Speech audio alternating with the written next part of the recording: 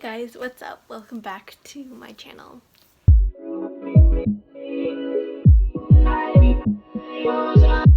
So today I'm going to be reviewing Catching Fire, and this is the second book in the Hunger Games trilogy by Suzanne Collins. So yeah, let's get started. So with the summary, first off. Again, this summary is probably going to, even the non-spoiler summary technically for this book, is probably going to contain some spoilers from the first book. So if you want to be completely and absolutely totally spoiler-free, if you haven't read the Hunger Games yet, then don't watch this. So yeah, again, I can't guarantee that there's going to be like completely no spoilers in here for the Hunger Games. Technically, there's no spoilers in here for Catching Fire, for the non-spoiler summary anyways. But yeah, no spoilers for Catching Fire, but there are spoilers from the Hunger Games. Yeah, with that said, let's see, Katniss and Peeta have officially won the Hunger Games. Hooray! But however, the Hunger Games was unfortunately not the most dangerous part of their lives. So yeah, you'd think going into an arena with like 23 other people who want to kill you is going to be the worst experience of your life, but yeah, no. So anyways, they've won and they have to go on this victory tour around all the districts in Panem. And so unfortunately, after Katniss's show of rebellion, which was refusing to kill Peeta or kill herself in the end of the Hunger Games, where they both bluffed they're going to commit suicide. Then she and Peeta have to try and convince everybody that they were so madly in love that they had no inkling of rebellion against the capital whatsoever in their minds. Of course, that's not true, but to save their skins and their family skins, they have to act like they're madly in love to convince everybody else that. But anyways, that's actually hard for both of them to pull off because Peeta and Katniss aren't really speaking outside of their public appearances because Peeta is still hurt by the fact that Katniss never actually cared for him in that way, and they were just all, and at least Katniss is just acting in the Hunger Games for the sake of the cameras. So Peeta's still mad about that and won't speak to Katniss. So But they still have to keep up that loving act when they're on like television and taking their victory tour. But anyways, Katniss starts discovering things about the capital that she had never known before.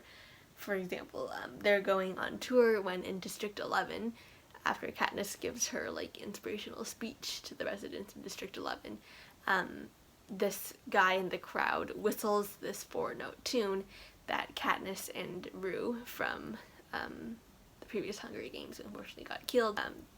The two of them whistled to signal each other that they were safe.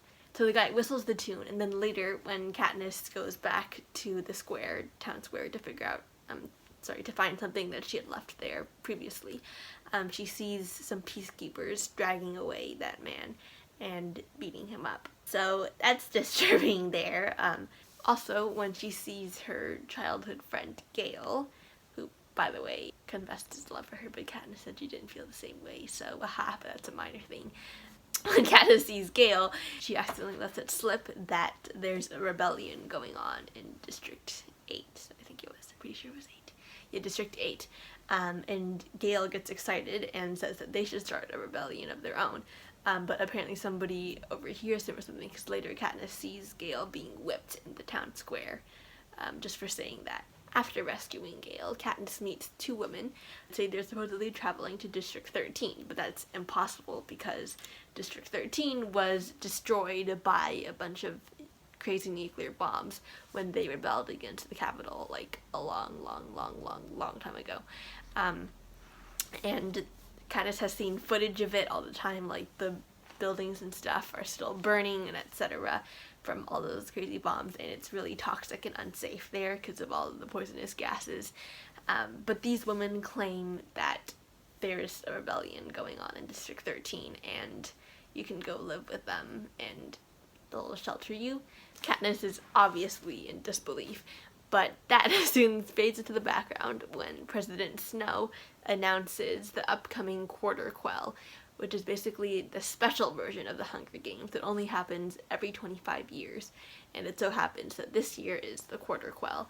And the founders of the Hunger Games created the Quarter Quells to be especially brutal so that all the districts would never forget the consequences of rebellion against the capital. Anyways, so there's like a box with a bunch of random cards that have like a special rule for the game, and that's what makes the Hunger Games a quarter quell. So President Snow draws the card out from the box, and then he reads it. And will you guess what it says? You can't guess, possibly, if you don't know if you haven't read this book before. So, anyways, the card says, all the tributes for this Hunger Games must be selected from the existing pool of victorious tributes. So, guess what? Katniss is the only female victor of District 12 that is still alive. So, she's going back in the games no matter what. And Peeta and Haymitch are the only two victorious tributes from District 12 too, so it's gonna be one of them. And so guess what? That means Katniss and probably Peeta are going back in the Hunger Games. And since this is the quarter quell, things are gonna be a million times more terrifying, deadly, and cruel. Plus, they're going up all these other experienced tributes that have already won Hunger Games before, and they're all a million times more cunning, strong, and smart than Katniss and Peeta are. No, than Katniss is. Will Katniss survive the Hunger Games once again? And will she and Peeta be able to prove that the two of them are so completely in love with each other that President Snow will not execute both of them? Well, you'll have to find out. So yeah, that's my non-spoiler summary. Let's go on straight to the super spoiler summary. So again, timestamp in the description. If you want no spoilers, go and click on it. It'll take you to the moral section, which will have no spoilers. So yeah, let's continue on with the super spoiler summary. So, anyways, Katniss and technically Haymitch gets drawn for the quarter quell, but of course Peeta volunteers and takes Haymitch's place. So yeah, now they're both back in the Hunger Games, and I don't really feel like giving an entire detailed play-by-play of what happened in the games, because that's, for one, it's gonna take like half an hour, which I'm sure you do not want to watch, and two, I can't really recount all of the events without like reading through the entire book and giving them as they go. So yeah, I'll just kind of give an overview of the games. In the games, they meet some important characters. First, they meet Johanna Mason, who is an extremely fierce warrior girl who unfortunately has a bad habit of training without any clothes for some reason. And then we have Finnick Odair, who is this also really fierce warrior who apparently has been like a slave of President Snow for a long time. And he has like a tragic backstory, but I don't really want to go into that right now. So yeah, Finnick Odair with the tragic backstory. Then we have BT and Yrest, which are these two kind of eccentric, like oldish people who are kind of not quite right in the head, and they're also very quirky. So Katniss wants to form an alliance with BT and Yrest because despite their quirkiness, they're actually kind of smart. And she also allies with Mags, a very old lady. Anyways, Katniss really likes Mags. Probably had a stroke or something because she can't speak very well. But she can make a decent fish hook out of literally anything, and obviously that'll help them get food because in the arena it's like a water-based arena, at least where they start anyways. So anyways, yeah, it's basically Katniss, Peeta, Finnick, Johanna, BT, and Yrest, or like their nicknames are Nuts and Bolts, because Yrest likes to deal with a lot of like tool related things, and BT likes to do a lot of electrical related things, therefore Nuts and Bolts. So yeah, anyways, the arena is extremely complicated. It's in basically like divided into a clock, so there's like 12 sections, and then each hour, the section corresponding to the hour has like some kind of terrifying thing that goes off. and things like there's like poisonous fog in one, there's like rain, but instead of like water it's actually blood, so it's kind of disgusting. Just a lot of stuff like that. So each hour like the thing goes off, and eventually they figure it out, and they know, like, you know, where to go then to avoid the terrors, etc. So anyways, some of them get knocked off. I think, let me see, Mags and Lyres die, unfortunately, later during the games. So yeah, now they're nearing the end. There aren't that many of them left.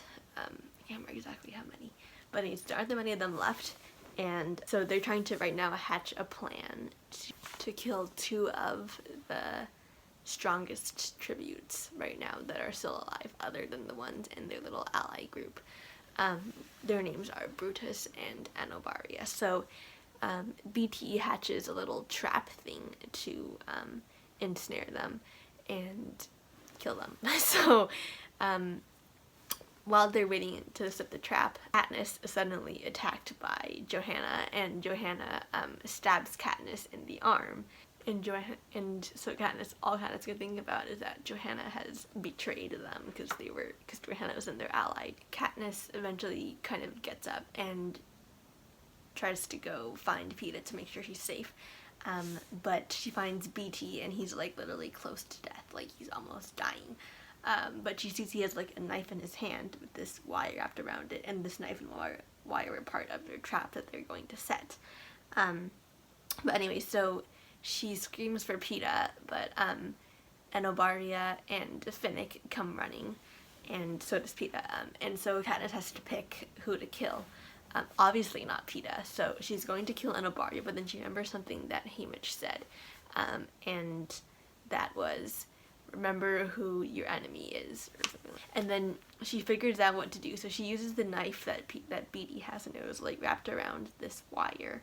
And so she throws this knife and this wire at this chink in the force field, and this force field is like covering the entire arena.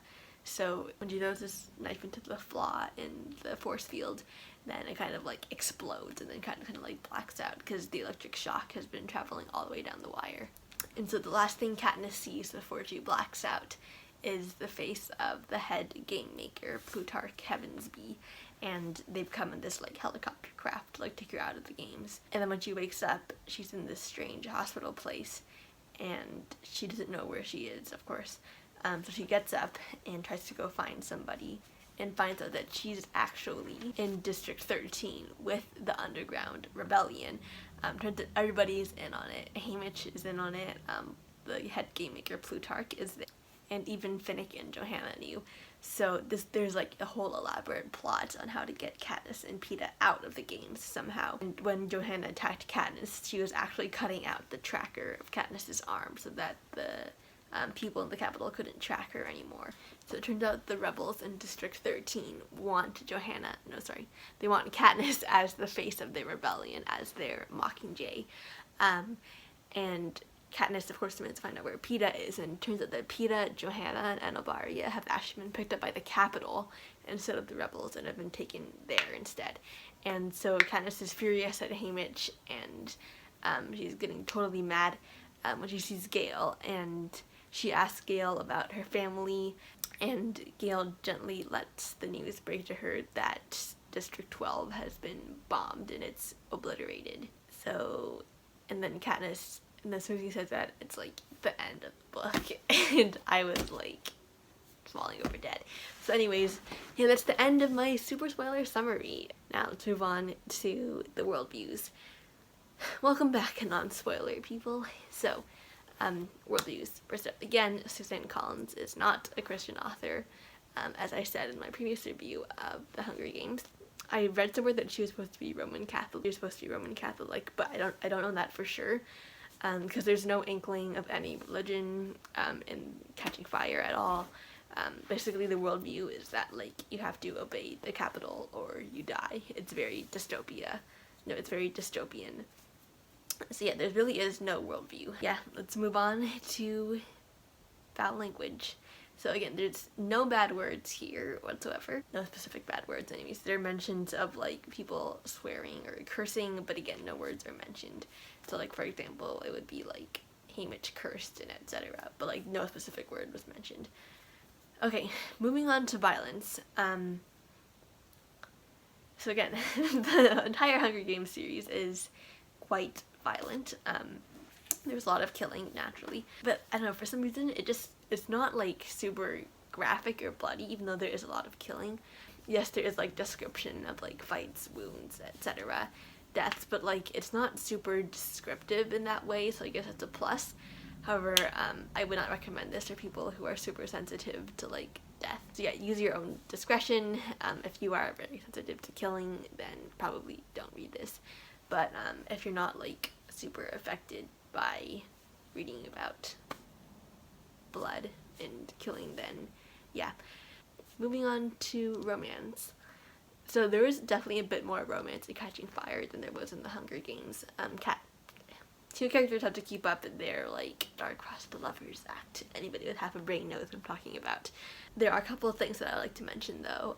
So one is that two characters have to say that one of them was pregnant in order to kind of get out of a tricky situation. So yeah, but let it be noted that these characters were not, that this character was not pregnant indeed, and that they were fake married. And then there's another scene where a character walks into an elevator with no clothes on. That just sounds really weird when I say it. Yeah, but let's just say that this character walked in with no clothes on. And it was apparently to disturb another character on purpose, to like get in their heads and mess with them before the game. Again, this said character was also mentioned in a later scene, practicing wrestling with no clothes again, for some reason. So yeah, and then we mentioned another scene, I think this is another scene where this character is reported to have been kind of like a slave to this president. Like this president would make him, this character is supposed to be like a slave to another character kind of, and this character would make this other character who was the slave, he would make him like, date other people and etc. So that he was like kind of a sex slave in that way. But again, there's nothing like inappropriate. There's nothing inappropriate per se. So yeah, those are those little mentions though that I just want to put in there. So yeah, moving on to alcohol. So yeah, there's some like drinking wine in here. I think Haymitch gets drunk definitely a couple of times. And yeah, I also want to put in a mini section about drugs, as there were these two characters, although they weren't given names, they were called like morphlings, and apparently like that's the name given to people who were using this type of drug. I think, is it morphine? No, it's not morphine. It's some drug that has like the prefix of morph. That's why they're called morphlings. But apparently they take like this drug a lot, and then they become like really shriveled on the outside, and yeah.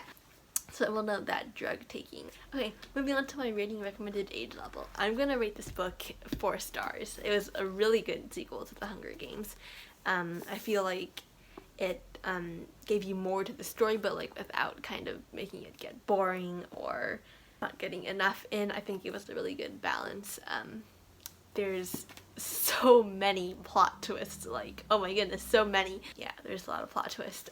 The world building is amazing. Again, I loved the expansion on all the districts, and the characters. Yeah, the characters are like really lifelike. You feel like they're almost real people like talking to you. So yeah, I loved the writing style of the book overall. Again, it is quite violent, so I will not recommend this book for anybody that's under 13. I definitely think you should be like mature enough to read this book, and especially those who are sensitive to violence and blood should not read this. But other than that, it was a great read. Like, it's just so gripping and yeah, amazing. And that cliffhanger ending, oh my goodness. Yeah, that cliffhanger ending. So pardon me while I have a moment of silence, remembering how traumatized I was after I finished this. yeah, overall, I love this book. Again, the only thing that's keeping me from giving it 5 stars is just, of course, the nature of all this violence and some unnecessary points, I think, as I mentioned in the romance section. So yeah. Other than that, I really love this book, though. It was amazing. So, thank you guys so much for watching this video. I hope you enjoyed it. If you did, please leave a thumbs up down below. And make sure to subscribe to my channel if you haven't already. And I'll see you guys next week to review the final book in the series, Mockingjay. Oh man, that was also really good. Okay. But yeah, see you guys next week. Bye!